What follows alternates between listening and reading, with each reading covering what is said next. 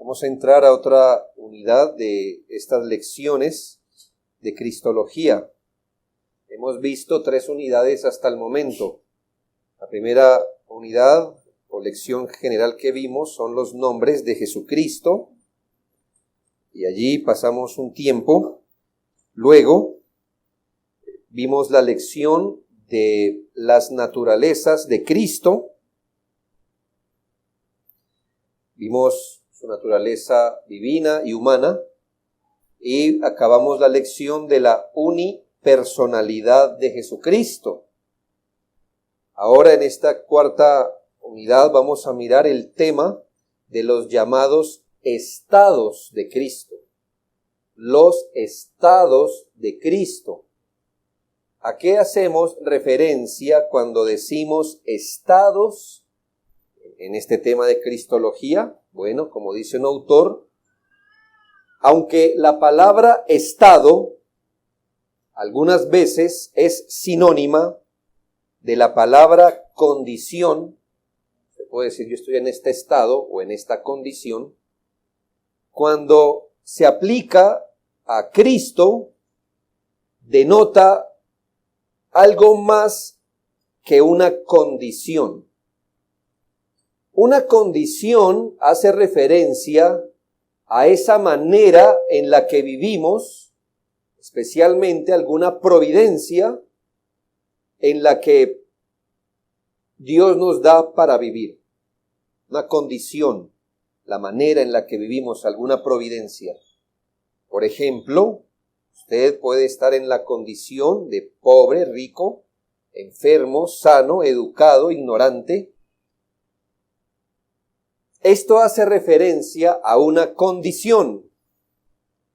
Pero cuando hablamos de estado, y sobre todo cuando aplicamos esta palabra a Jesucristo, hacemos referencia más a una posición, especialmente a una posición delante de la ley. Por ejemplo, culpable, inocente, libre, preso, salvo o condenado. Una manera mejor de verlo es, espero que estos 2 ejemplos le ayuden, gracias a que el estado de un individuo es condenado, su condición es la de estar privado de la libertad. ¿Sí? Para hacerle distinción entre cómo vamos a considerar estado y condición. Gracias a que el estado de un individuo es condenado, su condición o su providencia es la de estar privado de la libertad. El segundo ejemplo es, ya que usted es un ciudadano libre, entonces puede votar. Un ciudadano libre es su estado. Su condición, puede votar. Podemos decir que su estado determina la condición en la que usted vive. Entonces, al hablar de los estados de Cristo, hablamos de esa posición legal que Él adquirió delante de Dios como nuestro mediador. Muy importante esto. De esta posición legal que adquirió delante de Dios como nuestro mediador. Y gracias a esta posición que Él adquirió, eso lo arrojó a vivir en ciertas condiciones. Así pensar en teoría es mucho más complejo, entonces déjeme avanzar. Las escrituras, y eso es lo que entendemos, las escrituras solo nos hablan de 2 estados de Jesucristo en este sentido. Su estado de humillación y su estado de exaltación. Entiéndase como estos estados, los términos legales en los que Cristo estaba delante de Dios como mediador.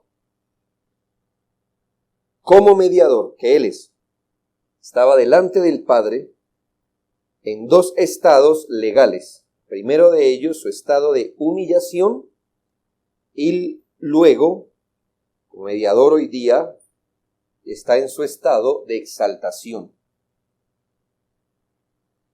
Estos estados lo arrojaron a vivir en ciertas condiciones, pero no vamos a hacer referencia a las condiciones tanto como a los estados en que él estuvo y hoy está.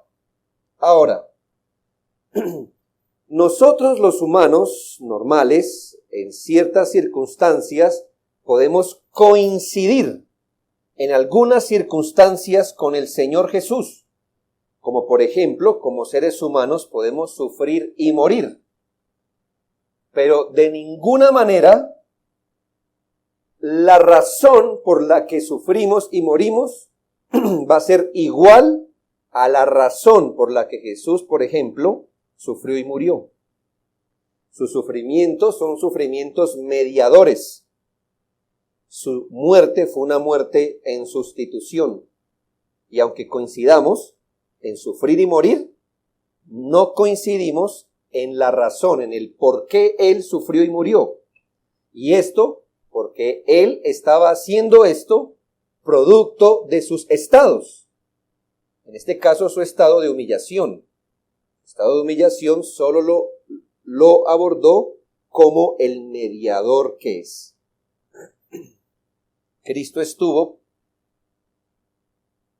no solo a monto propio, sino estaba bajo los términos de un mediador, de un sustituto, como el segundo Adán.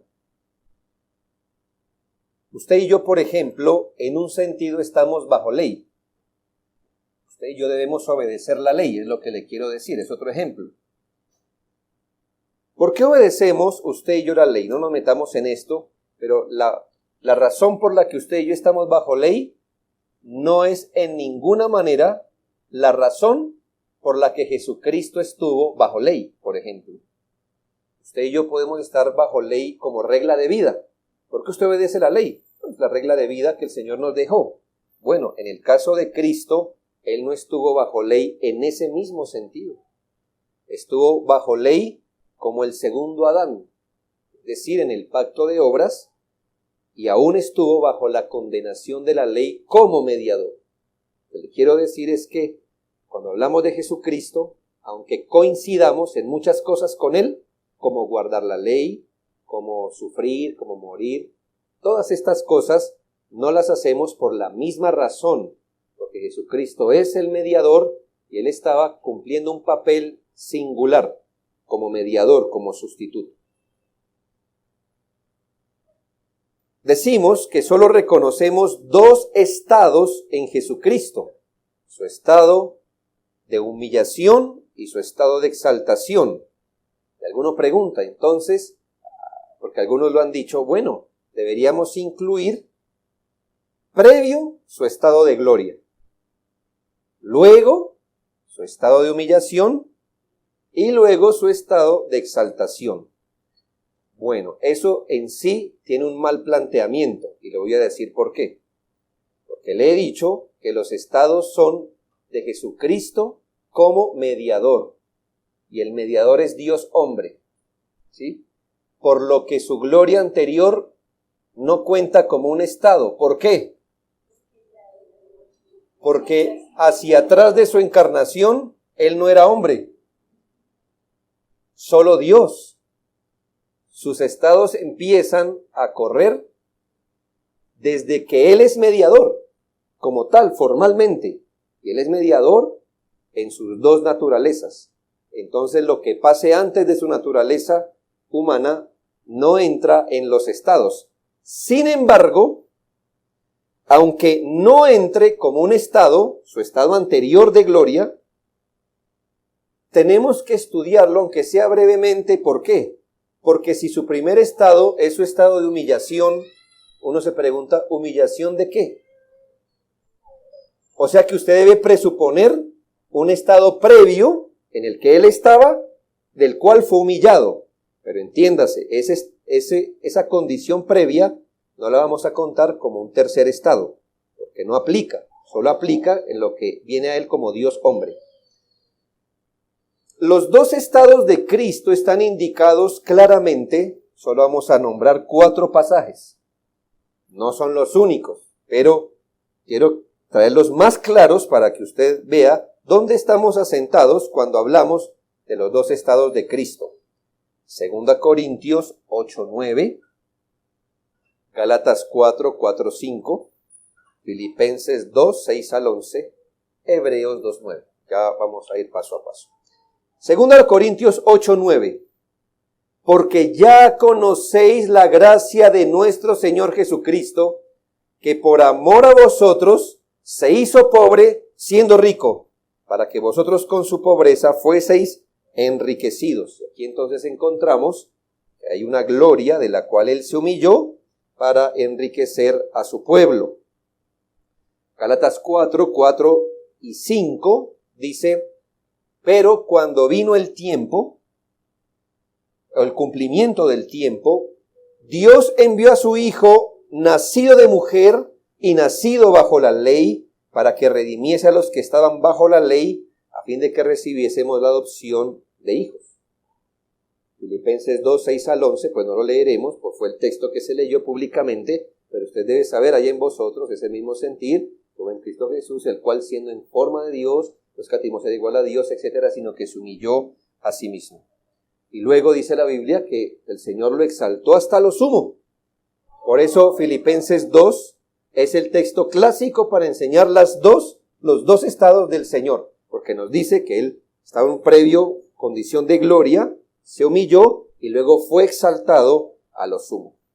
Y Hebreos 2:9 dice, pero vemos a aquel que fue hecho un poco menor que los ángeles, a Jesús, coronado de gloria y de honra a causa del padecimiento de la muerte, para que por la gracia de Dios gustase la muerte por todos. Pues son los textos, algunos textos que claramente nos hablan de que el Señor, siendo glorioso, se ha humillado, pero también luego fue enaltecido. Miremos un poco del contexto previo a sus dos estados. El contexto previo es su gloria original. Ya le dije, no es un estado, pero debemos entender este contexto previo. El Señor Jesucristo, creo que es claro, no empezó a existir en el vientre de María. Él ya existía como Dios, como la segunda persona de la Trinidad.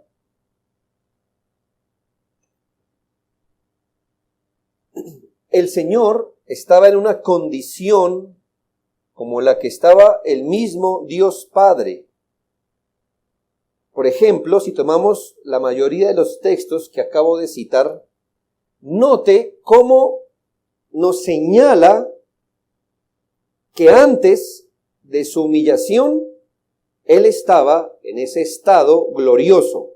Según a los Corintios 8:9, ya conocéis la gracia de nuestro Señor Jesucristo, que por amor a vosotros se hizo pobre siendo rico. ¿Sí nota? ¿Qué era entonces el Señor antes de hacerse pobre? Siendo rico, siendo rico. Ahora uno dirá, bueno, ¿riqueza en qué sentido? Bueno, hermanos, era rico en las perfecciones de su naturaleza divina. Él tenía la plenitud de la divinidad en él. Él tenía todo lo que el Padre tiene, porque es igual a Él, como eternidad, inmutabilidad, infinidad, inmensidad, omnipresencia, omnisciencia, omnipotencia. Él es más alto que los cielos, la tierra, el mar, todo lo que hay, todo lo que tiene valor en esta tierra, Él es más alto. Cosas visibles, invisibles, todo es suyo. Todo fue creado por medio de Él y para Él. Así que a ese estado glorioso, a esa condición de gloria infinita por ser Dios, por ser la segunda persona de la Trinidad, Corintios le llama siendo rico. Dice que siendo rico, ¿qué después pasó? Se hizo pobre. Y ahí vemos el estado de humillación. Gálatas 4:4-5 dice, pero cuando vino el cumplimiento del tiempo, Dios envió a su Hijo.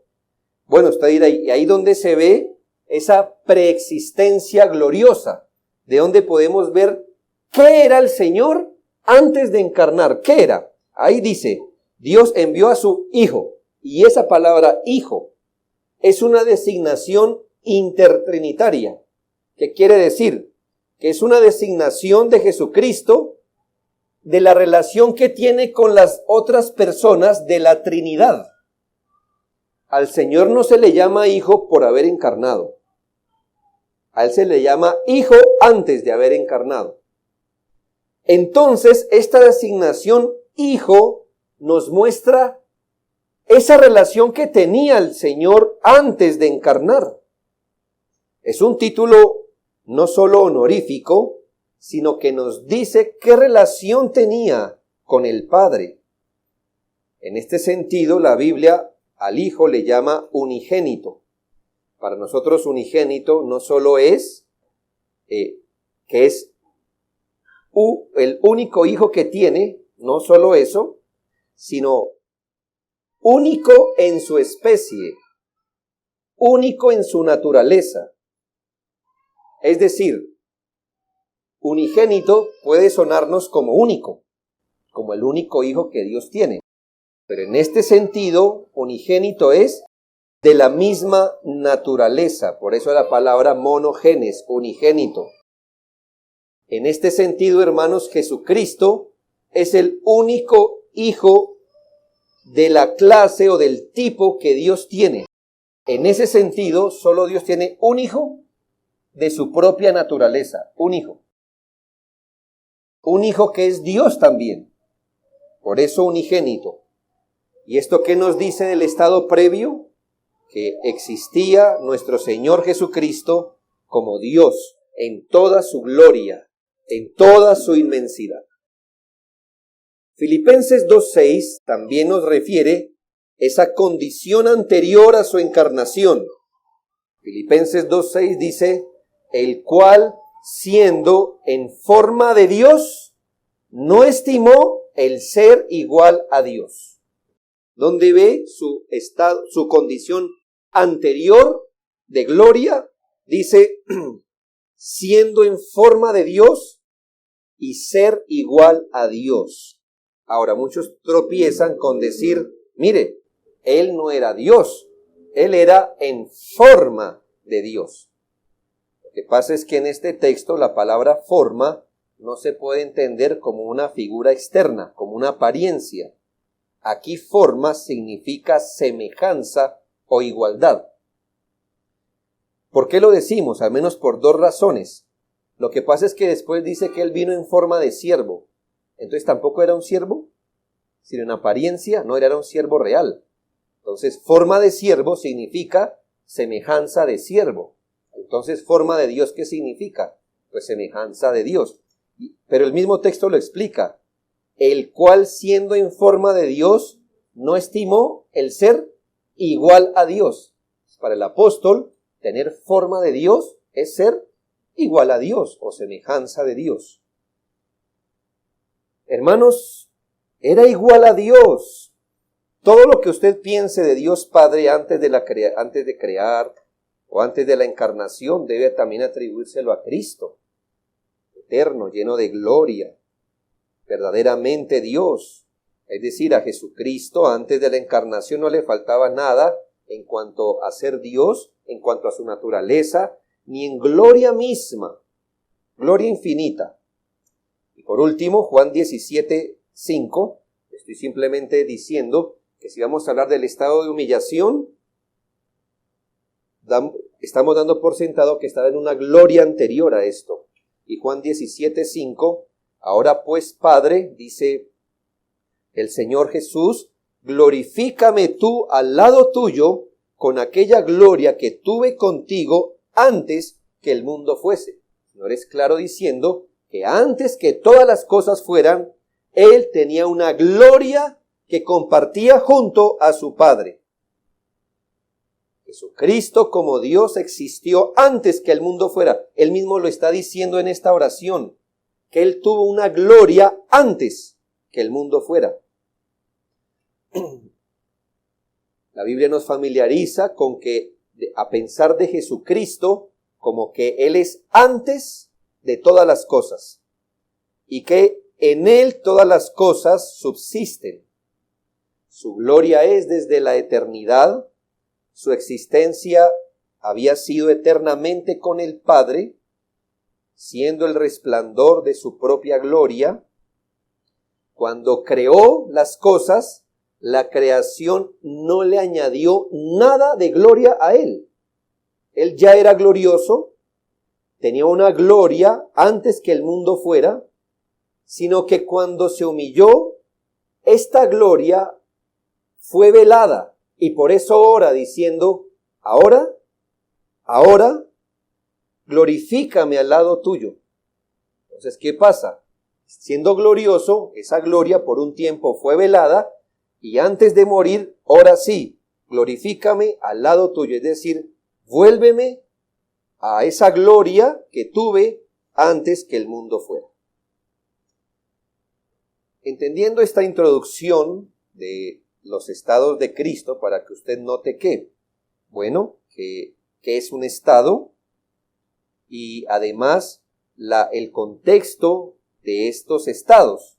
El contexto es que el Señor Jesucristo tenía una preexistencia eterna, gloriosa como Dios. Entendiendo esto, vamos a iniciar entonces con su estado de humillación. Su estado de humillación. Ya sabemos de qué fue que se humilló, ¿ya? Ya lo ubicó antes en la eternidad, ya lo ubicó antes de la creación de todo. Ahora, de ese estado fue que se humilló, de esa condición más bien fue que se humilló. La teología reformada reconoce 5 aspectos del estado de la humillación de Cristo. Yo no voy a manejar 5 aspectos, no los copie, yo voy a manejar 8, pero le quiero decir para que se ubique. ¿En qué consiste su estado de humillación? Para que se vaya ubicando. La teología reformada generalmente piensa encarnación, sufrimiento, muerte, sepultura y descenso al Hades. Así está en las teologías, y yo tengo que explicar eso. No se vaya con una mala idea. Váyase con el enunciado, pero no vaya a creer otra cosa compleja.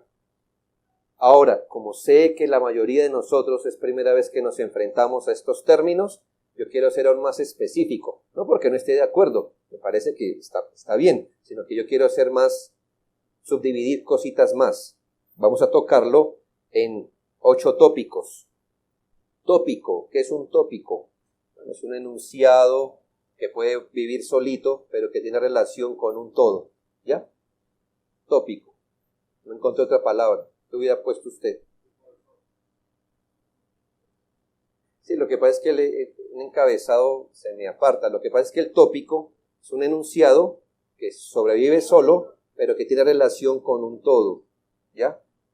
Llamémosle tópico. Por eso se llama tópico y no toda esta explicación que yo les estoy dando. 8 tópicos de lo que es la humillación de Cristo. Su encarnación, su nacimiento humilde, su obediencia a la ley, sus sufrimientos o padecimientos, la experimentación de la ira de Dios, su muerte, su sepultura y su descenso al Hades. Déjeme entonces empezarlo a empapar de forma general. Quiero dar un panorama general de lo que consiste la humillación de Cristo. En Filipenses 2:8, en este breve versículo, déjeme derivarle 3 asuntos en lo que consiste la humillación de Jesucristo. Yo lo voy a explicar punto a punto, tranquilo, pero solo quiero que se empiece a empapar según Filipenses 2:8. Si hubiera un texto, si yo fuera su profesor de Cristología y usted tuviera un examen, yo le diría, ¿cuál es el texto más específico que nos habla de la humillación de Cristo, que nos da un panorama general? Usted diría Filipenses 2:8. Y estando en la condición de hombre, mire, se humilló a sí mismo, haciéndose obediente hasta la muerte y muerte de cruz. Yo creo que a ese texto no le falta nada. Para explicarnos en sí, ¿qué significa eso de que Jesucristo se humilló? Mire, 3 asuntos muy sencillos. La naturaleza de su humillación. Dice, se humilló a sí mismo. Se humilló a sí mismo. No simuló ser un hombre humillado. No actuó como alguien que fuera humillado, sino que fue real y ciertamente humillado el Señor. No solo delante de los hombres, sino también delante de Dios. Note que tampoco dice que fue humillado, sino que se humilló a sí mismo. Él mismo estuvo dispuesto a rebajarse por nosotros a este bajo y despreciable estado de ser un hombre, un siervo entre los hombres, un siervo que muere y muere la muerte de cruz. Ahí está. Entonces, ¿en qué consiste su humillación? En que realmente fue humillado, y segundo, que se humilló estando dispuesto a hacerlo voluntariamente. Ahora, segundo, los grados de su humillación. No solamente descendió tan bajo, convirtiéndose en hombre, sino un hombre sujeto a la ley que sufrió la penalidad de la ley. Escucha el texto. Mire los grados. Se humilló a sí mismo, siendo hombre, haciéndose obediente hasta la muerte y muerte de cruz. Mire los grados en que se humilló el Señor. Es una escalinata hacia abajo, pero hacia abajo profundo. Ahí está la humillación de Cristo especificada, es decir, fue hasta la muerte, y agravada, fue muerte de cruz. No solo para ser un hombre, es decir, no solo se humilló siendo un hombre, sino un hombre humillado, con un cuerpo muerto, colgado en un madero, sufriendo la muerte de un malhechor. Y tercero, la duración de su estado de humillación. De este texto podemos derivar de dónde a dónde usted puede trazar el estado de humillación de Cristo. ¿Me hago entender? ¿De dónde a dónde va? ¿Cuáles son los límites? ¿Dónde empieza? ¿Dónde empieza? Según Filipenses 2:8. Muy bien, estando en la condición de hombre. Ahí, empiece ahí a contar el estado de humillación. ¿Y cuándo terminó? Muy bien, muerte de cruz. Incluye ahí, obviamente, su sepultura. ¿Me hago entender? Lo que le pasa a un muerto es cuando muere. Entonces tenemos ahí junto su tumba, por supuesto. Ya ve, este mismo texto nos dice cuánto dura su estado de humillación. Desde que se encarnó, se empieza a contar ¿cuándo? ¿Cuándo? ¿Cuándo se encarnó? Muy bien, cuando fue concebido, muy bien, cuidado, no es en el nacimiento. Porque 9 meses antes hubo una gestación, desde ahí, ¿ya? Desde ahí, por eso vamos a tocar encarnación y aparte nacimiento. Encarnación y nacimiento. ¿Y hasta dónde va su estado de humillación? Hasta su, muerte / sepultura, o / sepultura, ahí. ¿Quiere decir que hoy Jesucristo está en su estado de humillación? No. Y vamos a volver otra vez al asunto del catolicismo romano. ¿Qué tipo de Cristo ve usted representado hoy? Humillado. Siempre está humillado, ¿no? En el catolicismo romano. Es como humillado. Si fuera real una imagen de Cristo hoy real, ¿cuál sería? Exaltado.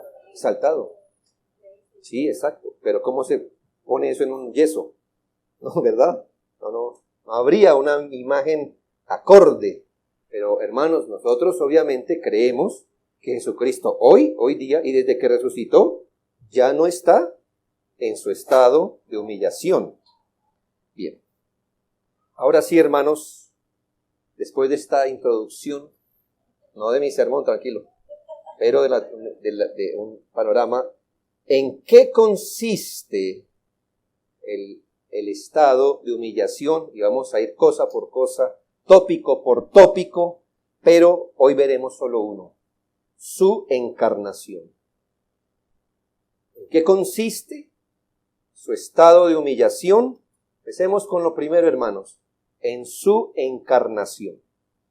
Filipenses 2, 6 al 8 es claro, el cual, siendo en forma de Dios, no estimó ser igual a Dios. Ya vimos que ser forma de Dios es ser igual a Dios, como cosa que aferrarse, originalmente dice, tomándola como usurpación. Como si él dijera, me apropio de ser Dios a la fuerza, no, sino que se despojó a sí mismo. Y nos va a enseñar qué significa despojarse a sí mismo, tomando forma de siervo, hecho semejante a los hombres. Y estando en la condición de hombre, se humilló a sí mismo. Este texto enseña que su humillación incluyó varios asuntos. El primero de ellos es estar en la condición de hombre. Eso le presupone a Jesucristo, Dios eterno, una humillación, estar en la condición de hombre. Ya vimos todo lo que estaba incluido en la humanidad real de Cristo. Pasamos unas lecciones describiendo qué implica que Jesucristo haya sido un hombre. ¿Recuerda? Sus limitaciones, sus debilidades, todo esto. Hermanos, y aquí no vamos a repasar todo esto, lo que le quiero decir es que para Jesucristo hacerse hombre, sí le supuso una humillación real. Una humillación real. La encarnación del Hijo de Dios, su humillación al tomar en esa unión hipostática o personal una naturaleza infinitamente inferior a la suya. ¿Qué su naturaleza original cuál es? La divina. Y ahora tomar una naturaleza infinitamente inferior a la que tenía y unirla en una sola persona fue un acto de indecible condescendencia y por eso queda apropiadamente incluido en su humillación. A menos que uno crea que no hay diferencia entre Dios y los seres humanos, no va a ver dónde está la humillación. Si para usted la diferencia entre Dios y un ser humano es esta, usted va a decir, no, pues humillación casi no hubo. Más si fue así, tampoco. Y si fue así, tampoco. Usted no la va a ver. Pero si usted es consciente de la distancia que hay entre el ser de Dios y los seres humanos, usted no va a ver la humillación. Cuando empezó este asunto del internet y a correr videos, hace mucho tiempo, yo todavía recuerdo antes se compartían diapositivas, ¿recuerdan? Los que empezamos a ver diapositivas. Y unas fotografías que a mí me impactaron. Era más o menos una fotografía que empezaba desde un átomo y después iban abriendo, era una hoja de un árbol y luego una ciudad, luego un país, luego el planeta Tierra, luego la Vía Láctea, luego y llega un momento donde nuestra Vía Láctea, hermanos, nuestra Vía Láctea era un puntito. Y es una entre muchas que hay, y cosas así, inmenso. Usted se pone a pensar, a esta altura, ya como en la quinta diapositiva el hombre ya no aparecía, por supuesto, ¿no cree? Y cuando iban en la diapositiva 10, una inmensidad de cosas donde ya ni siquiera nuestra Vía Láctea aparece en la fotografía. Y usted piensa que Dios es más grande que todo eso y piensa que Dios se hizo hombre.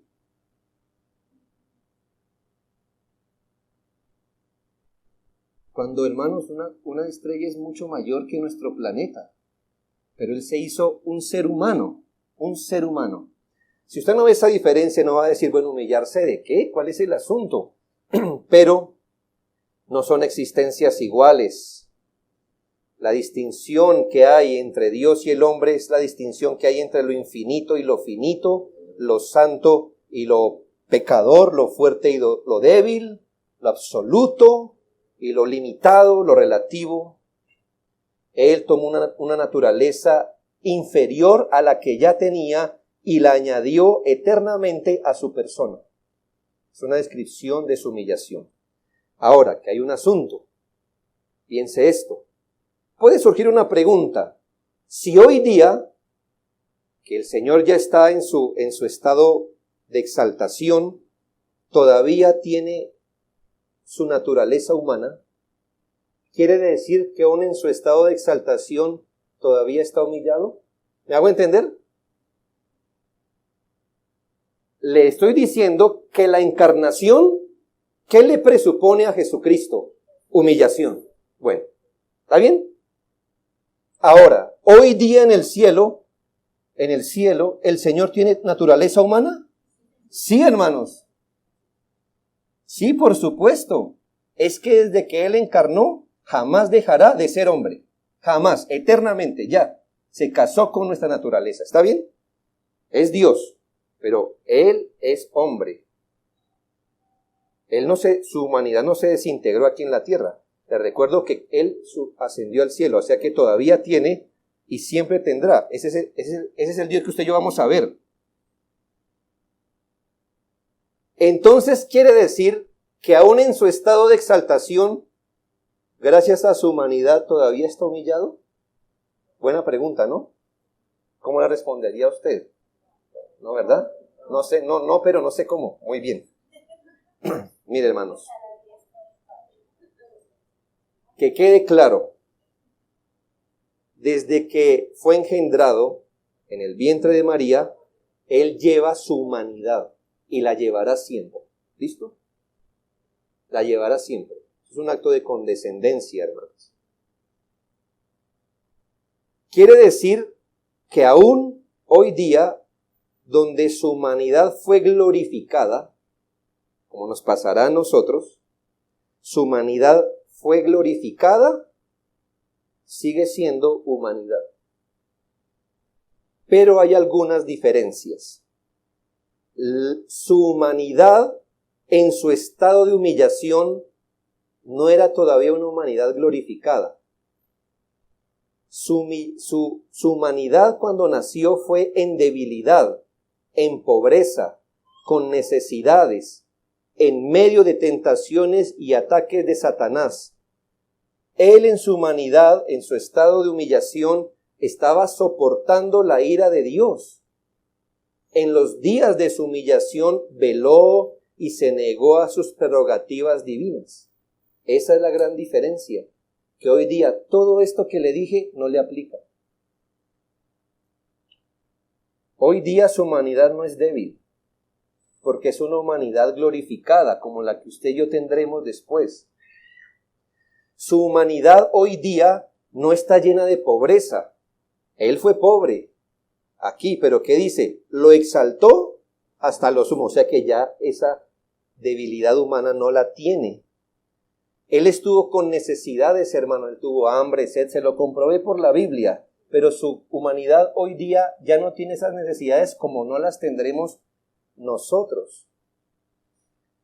Estuvo en medio de tentaciones. Hoy Jesucristo no está ni al alcance de la mejor flecha que Satanás pueda arrojarle. Él en su estado de humillación, en su humanidad, estuvo soportando cada día, y se lo comprobaré, la ira de Dios sobre él, y sobre todo en la cruz. Hoy día ya pagó el precio. Él ya no está bajo las demandas de la ira de Dios. Antes se negó a sus prerrogativas divinas. Hoy día, ¿dónde está? Sentado a la diestra del Padre, recibiendo toda la gloria y exaltación de ángeles y hasta de su pueblo. Entonces, sí es cierto que la encarnación le presupone una humillación, pero fue la encarnación en ese peor estado, que fue su humillación. Ahora, su humanidad glorificada no le presupone, pues, una humillación en el sentido que estamos viendo. Su cuerpo es un cuerpo de gloria, sin debilidad, sin necesidades. Los oficios que hoy ejerce, no los ejerce estando bajo las demandas de la justicia de Dios, porque Él ya pagó el precio. Su humillación fue real cuando encarnó en debilidad y para sufrir. Cristo tiene hoy todavía su naturaleza humana y la tendrá por siempre, pero no en el estado de humillación. Hoy su humanidad está en el estado de gloria, es lo que le quiero decir. Fue una humillación que el Verbo se hiciera carne, que tomara nuestra naturaleza, pero es que la naturaleza que tomó fue caída, débil, sujeta al sufrimiento y a la muerte. Esto es lo que parece implicarse en Romanos 8:3. Porque lo que era imposible para la carne, por cuanto era débil por la carne, Dios, enviando a su Hijo en semejanza de carne de pecado, y a causa del pecado condenó al pecado en la carne. ¿Sí ve cómo le llama la carne de Jesús? Semejanza de carne de pecado. Quiere decir que cuando Él encarnó, no encarnó en la naturaleza humana gloriosa, sino en la naturaleza humana en su estado de debilidad. Por eso se le llama su estado de humillación. Hoy día Él tiene su humanidad, pero su humanidad ya no está en debilidad. Su humanidad ya está gloriosa, es glorificada, es lo que le quiero enseñar. Esa es su encarnación. Ahora déjeme darle algunas implicaciones para que esto no suene como seco. Piensen en esto, hermanos. La encarnación de Cristo fue la humillación más significativa de Él, por el hecho de que con esto pasó a ocupar el rango y orden de las criaturas. Déjeme decirle que esto lo he tomado básicamente, he hecho mis apuntes, de un escrito de John Flavel, justamente de Cristología, y él enseña estas implicaciones. La encarnación de Cristo, es decir, cuando usted mira todo lo que implicó su estado de humillación, lo más significativo de la manera como se humilló, lo más significativo, hiciéramos de esas 8 asuntos que vamos a ver, el gesto más grande de su humillación fue haberse encarnado. ¿Por qué? Porque esto lo puso en el rango de las criaturas. De ahí en adelante, Él sufre todo lo que la criatura sufre. ¿Me hago entender? Entonces, ¿cuál es el acto mayor? El venir a ocupar el rango de las criaturas. Ese es el acto de su humillación más significativo. ¿Podemos decir que Jesucristo era una criatura? Bueno, sí, en su humanidad. Porque Él no tenía carne antes. O sea, su humanidad vino a ser del vientre de la Virgen María, por supuesto. Aunque dice la Biblia en Romanos 9:5 que Él es Dios sobre todas las cosas, ahí está el asunto. Este es el misterio de la piedad. Dios fue manifestado en carne, según 1 Timoteo 3:16. Que el Dios eterno fuera real y correctamente llamado Jesucristo hombre, eso es un acto enorme de condescendencia y humillación. Era sorprendente para Salomón y Salomón expresó una oración donde le pareció completamente enorme y glorioso que Dios morara en un templo inmenso, recubierto de oro y de mucha belleza. Salomón mira un templo que es más grande que todo este edificio, un templo inmenso, lleno de oro, y ¿sabe qué dijo cuando lo vio? He aquí los cielos, y los cielos de los cielos no te pueden contener, cuanto menos esta casa que he edificado. Pero más sorprendente, hermanos, es que Dios habitara en un templo más pequeño y más rústico que ese gran templo. En un hombre, en la humanidad débil.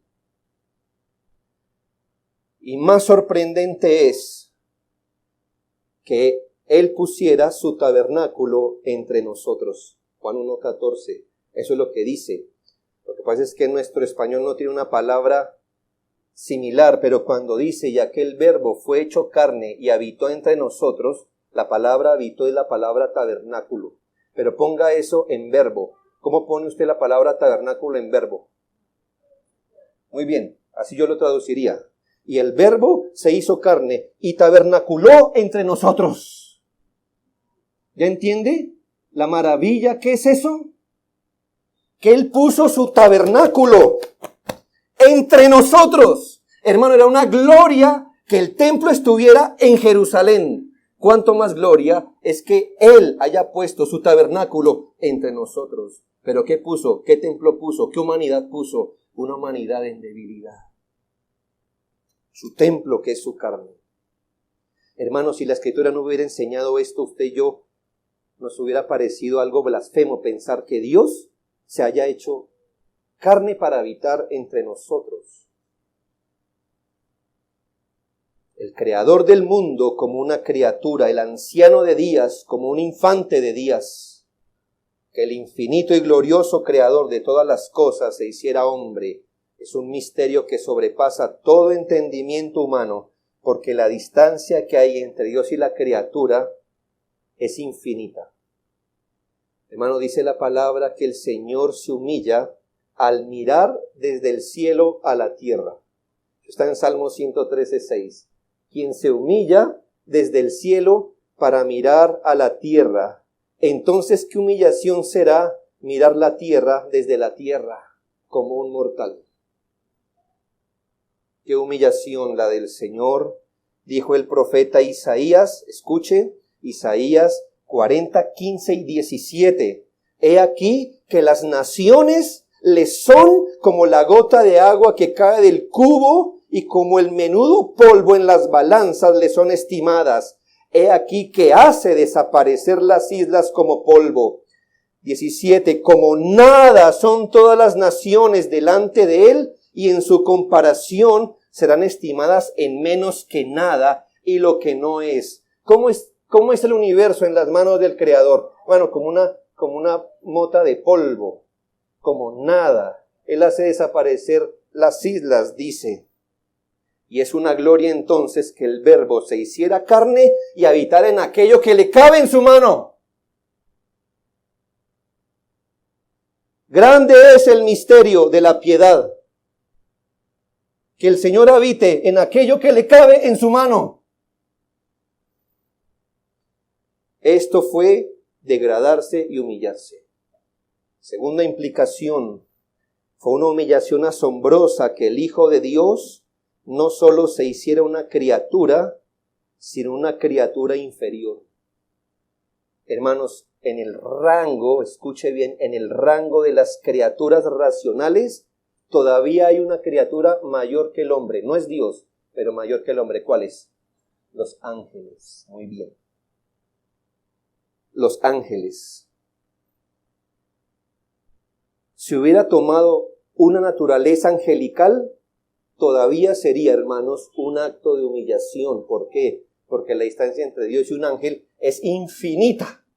Infinita. Así que si hubiera tomado sobre sí esa naturaleza hermosa, bella, impecable, como los ángeles, que por su naturaleza son espíritus, son criaturas más elevadas, son de sabiduría superior, de dignidad superior, tienen tareas superiores que las del hombre y contemplan el rostro de Dios. Si ser un ángel le hubiera supuesto una humillación, hermanos, ¿sabe?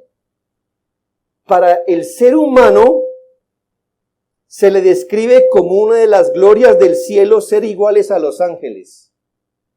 Para nosotros, porque serán como los ángeles, dice la Escritura. En un sentido seremos así. Entonces es una gloria, ¿no? Es como decir, de esta humanidad, para nosotros sería una gloria que, al menos ser en algo parecido a los ángeles. El salmista dijo en Salmo 8, 4 y 5, digo, ¿qué es el hombre para que tengas de él memoria? Y el Hijo del hombre para que lo visites, lo has hecho poco menor que los ángeles. Entonces en rango, ¿cómo es la cuestión? ¿Quién va primero? Un ángel, bueno, Dios, pero en las criaturas, un ángel y luego el hombre, y abajo los animales.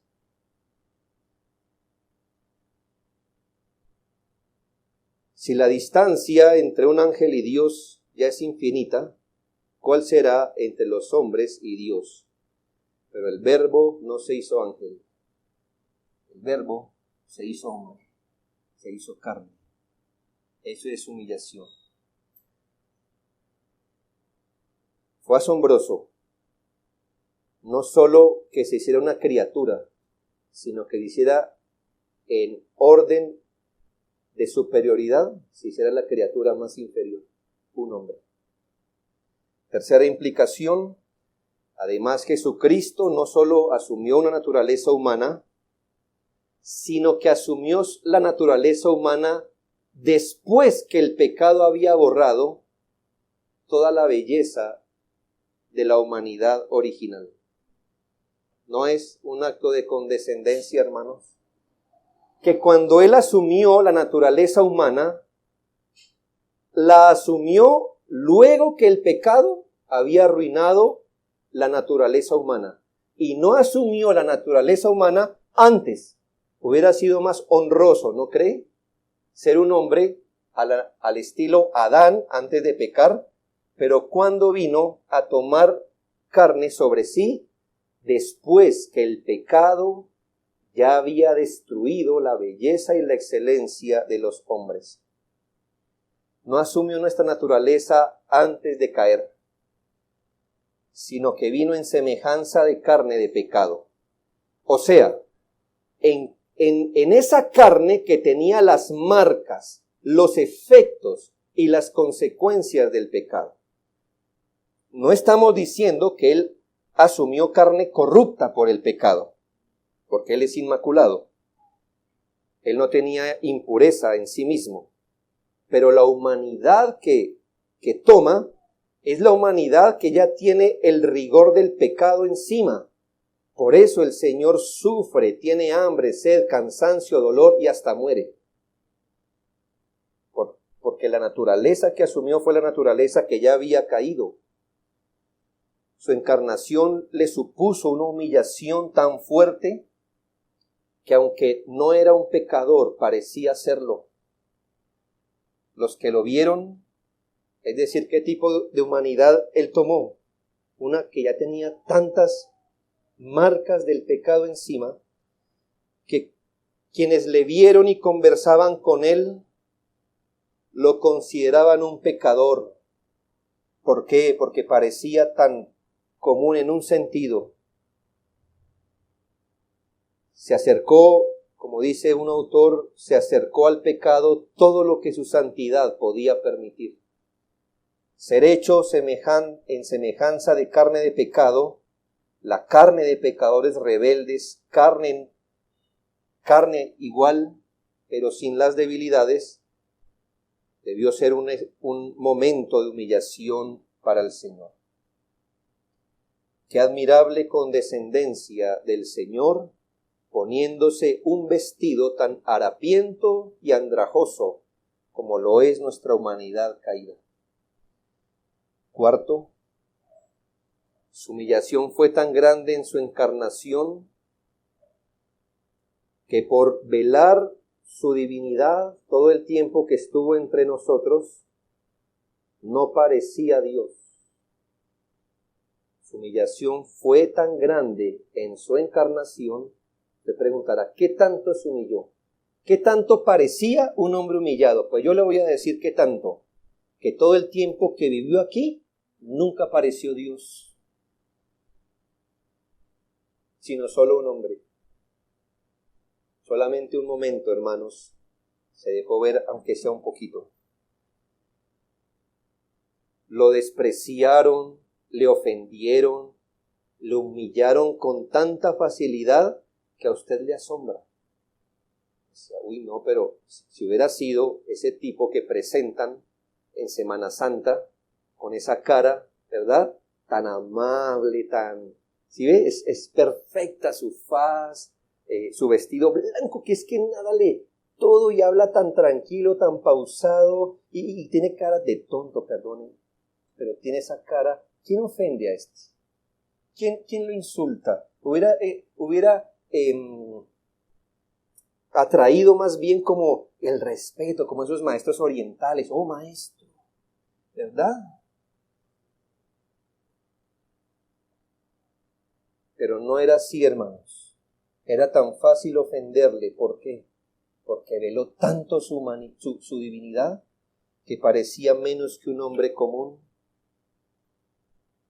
Él perdió la estima de los suyos. ¿No es este el hijo del carpintero?, decían. Era un hombre pobre caminando de uno al otro lado del país con hambre, sed, cansancio, acompañado de otros hombres pobres. ¿Quién de entre los que lo vieron podría haber pensado que era el creador del mundo? El príncipe de los reyes del mundo. ¿Quién hubiera pensado que en esa mano polvorienta, en su divinidad, le cabe el mundo? Nadie, ¿verdad? Entre los mismos hombres la condición de Cristo no era muy apetecible. Ciertamente hoy lo veríamos como una desventaja. ¿A quién le gusta aspirar al cargo de siervo? ¿Verdad? ¿A quién le gustaría que el contrato fuera dejarse humillar o humillarse a sí mismo? ¿Alguno aplicaría un trabajo así? Pero él aceptó el contrato.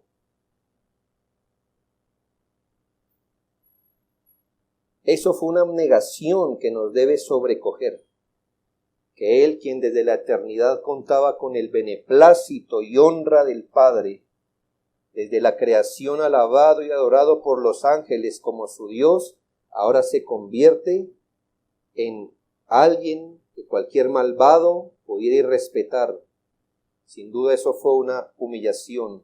Y por último, hermanos, Cristo se humilló grandemente por su encarnación, porque por ella fue puesto a distancia de ese gozo y placer que tenía eternamente con su Padre. Escuche muy bien lo que le quiero decir.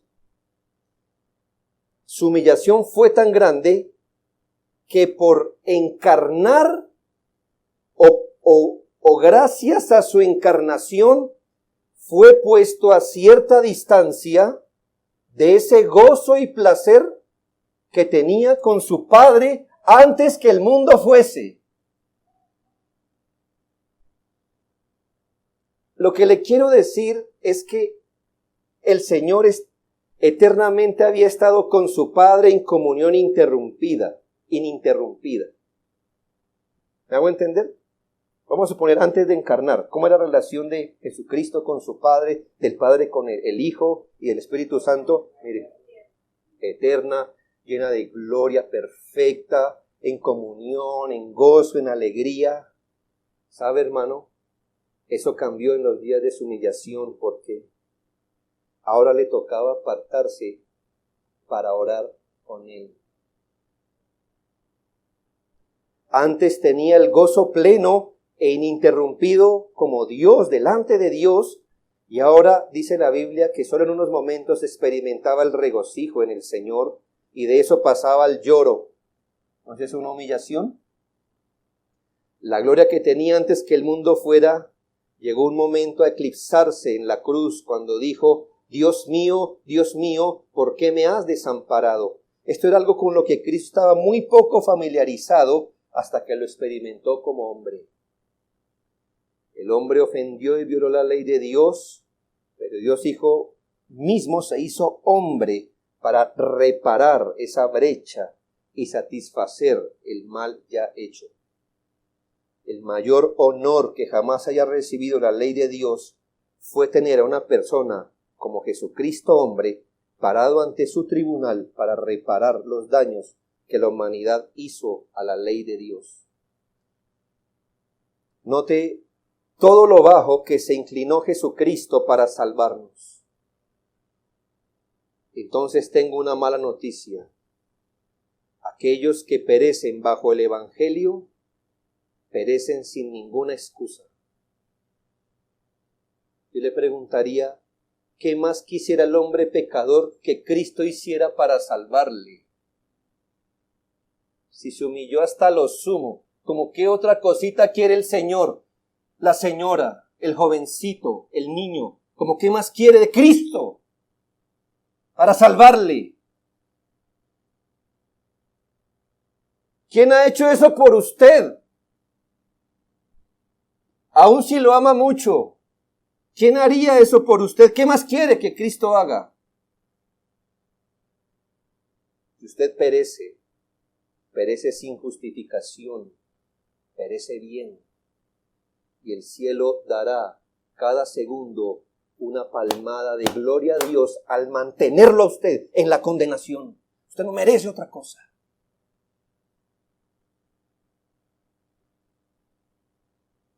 Nosotros merecemos lo mismo que usted,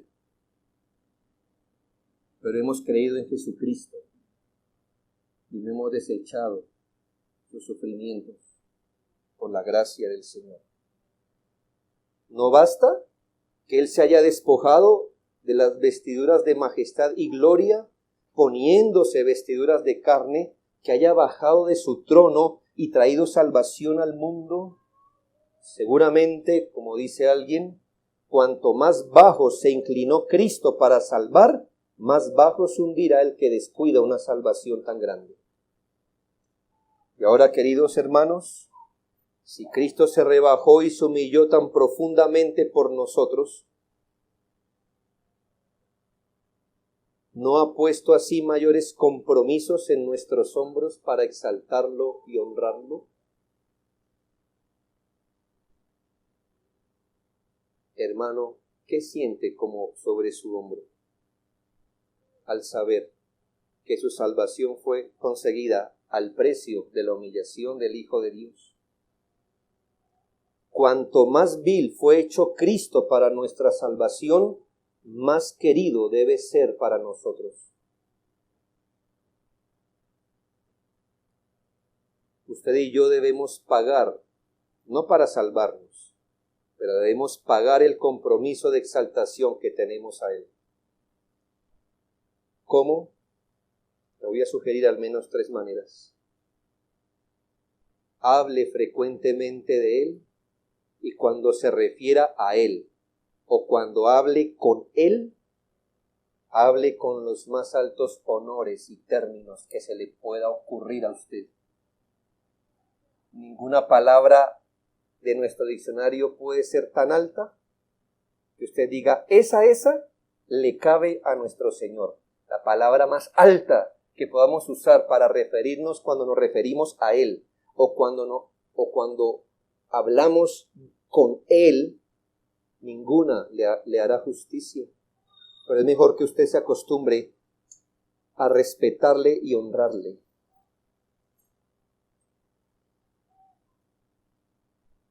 Aquellos que han escapado de la ira eterna por su nombre, cuánta alabanza deben tener en sus labios. Lo segundo, acérquese a Él confiadamente.